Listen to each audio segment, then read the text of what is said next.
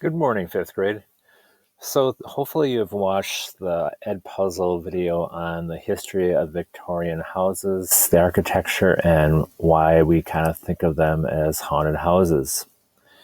What I'm going to show you right now are some different examples of some haunted houses that were done by some students in the past, which might give you some ideas on what to look for and what you might add to your scene.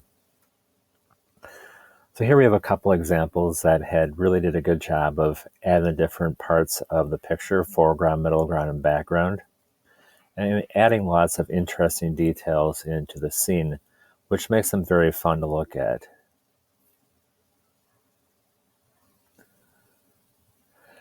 Now, when you're working on your final picture, you're going to do it right away on the brown paper.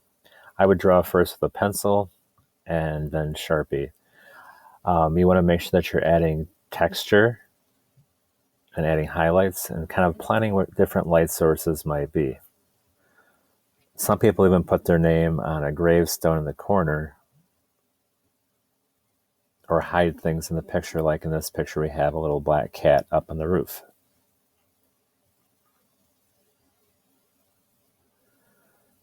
Here's a couple more examples of some interesting details added. Here we even have like a little swing set in the background.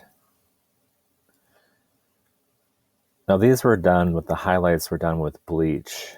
If you're doing this at home with parents' permission, you could add a small amount of bleach. I just use like a Q-tip for larger areas and a little toothpick to kind of draw in some of the smaller areas. This year we will be using a white colored pencil on top of the brown paper in class.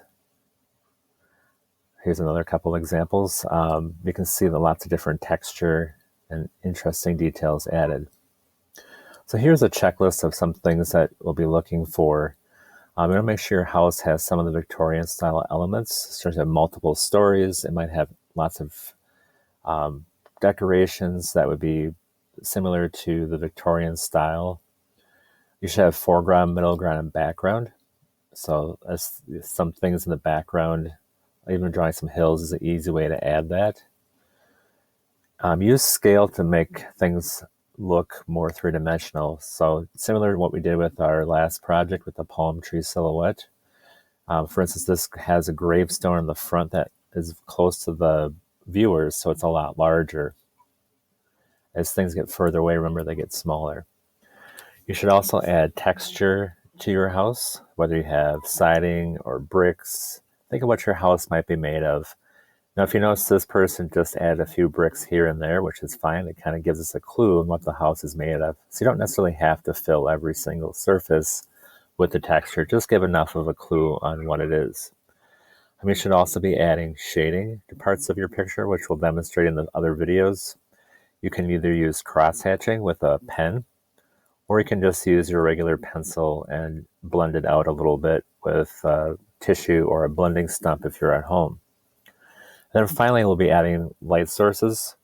You want to draw those in, but you want to color those in with the white chalk pencil or the bleach. And you also have the cast reflections from the light sources. So if you notice in this picture, we have light on the corners of the gravestones or on the cauldron, just to kind of make your eye move around and make things pop. So what I'd like you to do next is to watch the video on how to draw the house. You don't have to copy the house exactly. You can customize it however you want to. But I might use some techniques and tips on how you might draw some different parts of your scene.